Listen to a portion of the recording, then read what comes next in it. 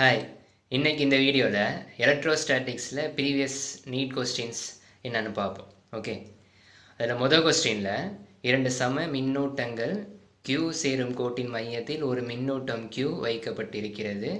Q எதற்கு சமமாக இருந்தால் மூன்று மின்னூட்டங்களின் அமைப்பு சமநிலையில் இருக்கும். ஓகே, அதாவது ஸ்மால் லெட்டர் Q என்னன்னு கேட்டிருக்காங்க. ஆப்ஷனில் இன் டேர்ம்ஸ் ஆஃப் கேபிட்டல் Qவில் இருக்குது. ஓகே, பாசிட்டிவாகவும் இருக்குது, நெகட்டிவாகவும் இருக்குது. அதே தான் இங்கிலீஷில் கொடுத்துருக்காங்க. ஓகேவா? இப்போ இந்த கொஸ்டினில் பார்த்தீங்கன்னாக்கா ஸ்மால் லெட்டர் Q என்னன்னு கேட்டிருக்காங்க. ஓகே, என்ன கொடுத்துருக்காங்கனாக்கா கேபிட்டல் Q ரெண்டு இருக்குது, 2 ஈக்குவல் சார்ஜஸ் சொல்லிட்டாங்க. ஓகே, ஸோ நம்ம என்ன அசியூம் பண்ணிக்கோன்னா பாயிண்ட் A, இதுதான் பாயிண்ட் A. இந்த பாயிண்டில் ஒரு கேபிட்டல் Q இருக்கிற மாதிரி அசியூம் பண்ணிக்கோ. கிளியரா? சரி, அதே மாதிரி பாயிண்ட் B இருக்கு இல்லையா, பியில் இன்னொரு கேபிட்டல் Q சார்ஜ் இருக்குது. ஓகே, இப்போ ரெண்டு பாயிண்ட் A அண்ட் B இருக்கு இல்லையா, அதை ஜாயின் பண்ணுற அந்த லைன், அதோட மிட் பாயிண்ட் இருக்குல்ல, அந்த மிட் பாயிண்ட்டை சியை அசியூம் பண்ணிக்கிட்டு அந்த இடத்துல நம்ம ஸ்மால் லெட்டர் Q என்ன பிளேஸ் பண்ணாக்கா இந்த ABC ஈக்குலிபிரியமாக இருக்கும். அதான் கொஸ்டின். கிளியரா? ஈக்குலிபிரியம் அப்படின்னா என்ன அதுனாக்கா பாயிண்ட் ABC இதில் பிளேஸ் பண்ணியிருக்க சார்ஜ் வந்து நகராமல் அப்படியே இருக்கும். அதாவது net force equal to 0 at each point. Okay, இதான் கான்செப்ட். ஓகே, ஸோ இந்த மாதிரி ப்ராப்ளமை சால்வ் பண்ணுறதுக்கு நாம் ஏதோ ஒரு பாயிண்ட் எடுத்துக்கணும். ஓகே, அதுக்கு முன்னாடி இதோட டிஸ்டன்ஸ் இருக்கு இல்லையா, அதை நம்ம என்னென்னு அசியூம் பண்ணிக்குவோம்னாக்கா ஏபி பாயிண்ட் ஏக்கும் பிக்கும் இடையில டிஸ்டன்ஸ் எக்ஸ்ன்னு அசியூம் பண்ணிக்குவோம். அதே மாதிரி ஏக்கும் சிக்கும் x/2, ஏன்னா சிங்கிறது என்னது மிட் பாயிண்ட். கிளியரா? அதே மாதிரி சிக்கும் பிக்கும், அதாவது BC is equal to x/2. இது வந்து டிஸ்டன்ஸ் அசியூம் பண்ணிக்கிட்டாச்சு. இப்போ அந்த 3 பாயிண்டில் நம்ம ஏதோ ஒரு பாயிண்ட் எடுத்துக்கலாம். பாயிண்ட் ஏவை இப்போ நம்ம எடுத்துக்கிட்டோம்.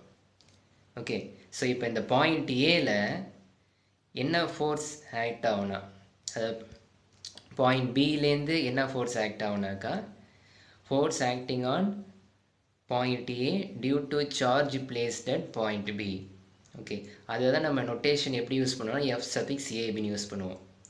இப்போ கொஸ்டின் என்ன சொல்லியிருக்காங்க, AB ரெண்டுமே ஈக்குவல் சார்ஜ்னு சொல்லியிருக்காங்க. அப்படின்னா ரெண்டுமே என்னது பாசிட்டிவ். அப்போ உங்களுக்கு பாயிண்ட் ஏல என்ன ஃபோர்ஸ் ஆக்ட் ஆகும், ரிப்பல்சிவ் ஃபோர்ஸ் ஆக்ட் ஆகும். அதாவது பாயிண்ட் A வந்து பிளேஸ் பண்ணியிருக்க அந்த சார்ஜ் கேபிட்டல் Q இருக்கு இல்லையா, அதை பாயிண்ட் Bயை விட்டு விலகி போக பார்க்கும். ஓகே, ஸோ அதுதான் ரிப்பல்சிவ் ஃபோர்ஸ். ஸோ அந்த டைரெக்ஷனில் நான் F(AB) நான் டினோட் பண்ணிட்டேன். ஓகே, இப்போ கான்செப்ட் என்னது, எல்லா பாயிண்ட்லையும் நெட் ஃபோர்ஸ் ஈக்குவல் டு 0 இருக்கணும், அதானே? ஸோ அப்படி கொண்டு வரதுக்கு நம்ம என்ன பண்ணுறோம், பாயிண்ட் Cயில் ஒரு சார்ஜ் நம்ம பிளேஸ் பண்ணுறோம். ஓகே, அப்போ அண்டர்ஸ்டாண்டிங் படி பார்க்கும்போது பாயிண்ட் Cயில் நாம் ஒரு நெகட்டிவ் சார்ஜ் வச்சாதான் பாயிண்ட் ஏல இருக்கிற அந்த பாசிட்டிவ் சார்ஜை அட்ராக்ட் பண்ணும். ஓகே, இதுதான் கான்செப்ட்.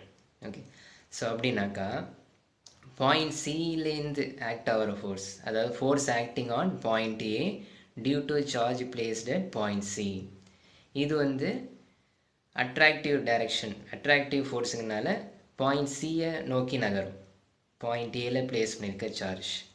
ஓகே, இப்போ ரெண்டு ஃபோர்ஸும் என்ன ஆகணும், கேன்சல் ஆகணும். கேன்சல் ஆகுனா தான் நெட் ஃபோர்ஸ் அட் பாயிண்ட் என்னவாகிடும், 0 ஆகிடும். ஓகே, சரியா? ஸோ அப்படின்னா நம்ம இதில் ஒரு கன்க்ளூஷன் வந்துட்டோம். Q பாயிண்ட் Cயில் பிளேஸ் பண்ணியிருக்கோம் இல்லையா, ஸ்மால் லெட்டர் Q, அது எப்படி இருக்கும், நெகட்டிவில் இருக்கும். ஓகே, அது ஒரு பாயிண்ட். அதுக்கப்புறம் பாயிண்ட் ஏல நெட் ஃபோர்ஸ் எப்படி இருக்கணும், 0 இருக்கணும். ஏன்னா ஈக்குலிபிரியம்னு கொஸ்டினில் மென்ஷன் பண்ணியிருக்காங்க. ஸோ அப்படிங்கும்போது F(AB)யும் F(AC) எப்படி இருக்கணும், ஈக்குவலாக இருக்கணும். ஓகே, இப்போ நம்ம ஃபோர்ஸுங்கிறது என்னது, வெக்டார் குவான்டிட்டி. நாம் இப்போ மாடுலஸ் மேக்னிடியூட் மட்டும் நாம் எடுத்துக்கிட்டோம். இப்போ கூலம்ஸ் லா படி ஃபோர்ஸ் ஃபார்முலா என்னது, 1/4πε0 Q1 Q2/r². ஓகே, இந்த ஃபார்முலா தான் இப்போ அப்ளை பண்ணுறோம். இப்போ ஏபிக்கு இடையில பார்த்தீங்கன்னா 1/4πε0 கேன்னு எடுத்துக்குவோம். அப்புறம் நியூமினேட்டரில் ப்ராடக்ட் ஆஃப் சார்ஜ், பாயிண்ட் ஏல என்ன சார்ஜ் இருக்குது, கேபிட்டல் Q. பாயிண்ட் பியில் அங்கேயுமே கேபிட்டல் Q தான். ஏக்கும் பிக்கும் இடையில உள்ள டிஸ்டன்ஸ் x. ஸோ அப்போ டினாமினேட்டில் எக்ஸ் ஸ்கொயர். ரைட் ஹேண்ட் சைடில் ஃபோர்ஸ் எஃப் சஃபிக்ஸ் ஏசி. சரியா? ஸோ அதோட ஃபார்முலாவும் K into product of charge. Point ஏல கேபிட்டல் கியூ ப்ளேஸ் பண்ணியிருக்கோம், பாயிண்ட் சியில் small letter Q.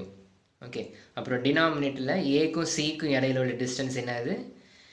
x/2 whole square formula படி. சரியா?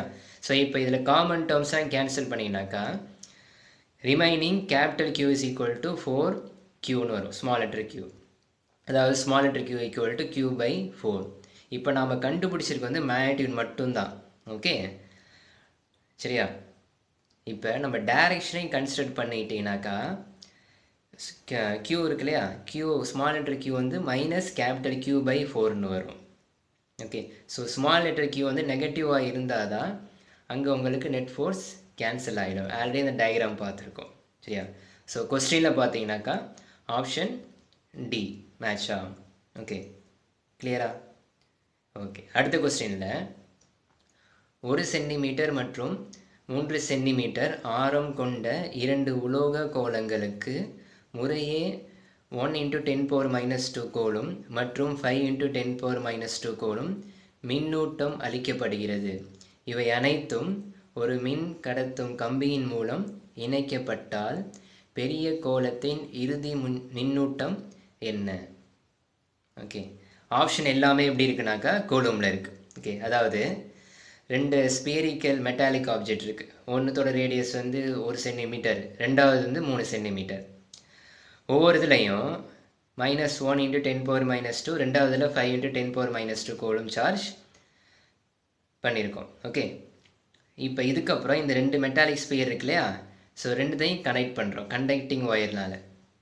ஓகே, அதுக்கப்புறம் பிக்கர் ஸ்பியர் இருக்குல்ல, அதாவது 3 சென்டிமீட்டர் பிக்கர் ஸ்பியர், இதில் என்ன சார்ஜ் இருக்கும் கனெக்ட் பண்ணதுக்கப்புறம்? இதுதான் கொஸ்டின்.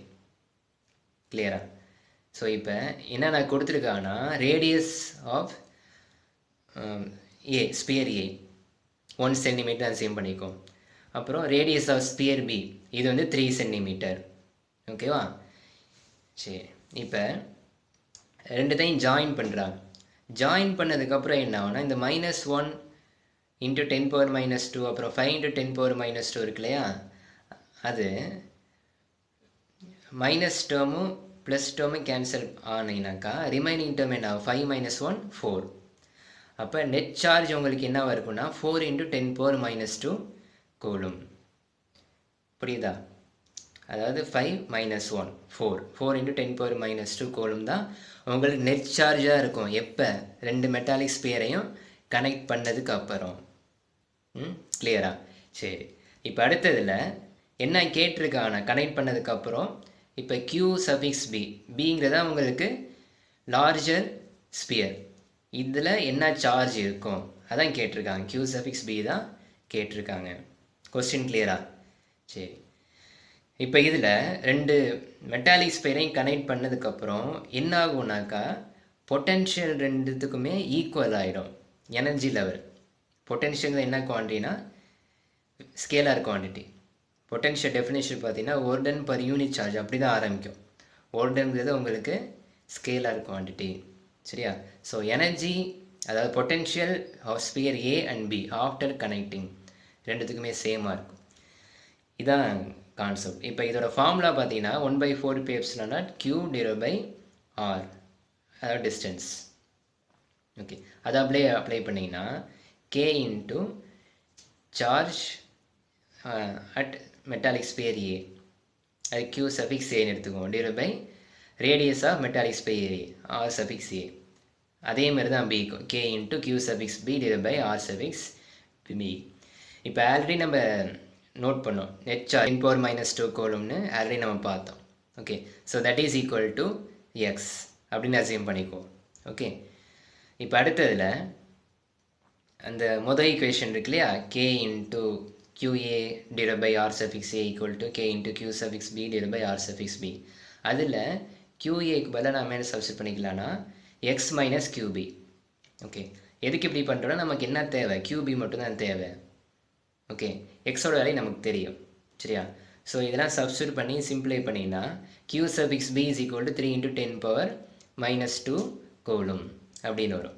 கொஸ்டினில் ஆப்ஷன் பியோட மேட்ச் ஆகும்.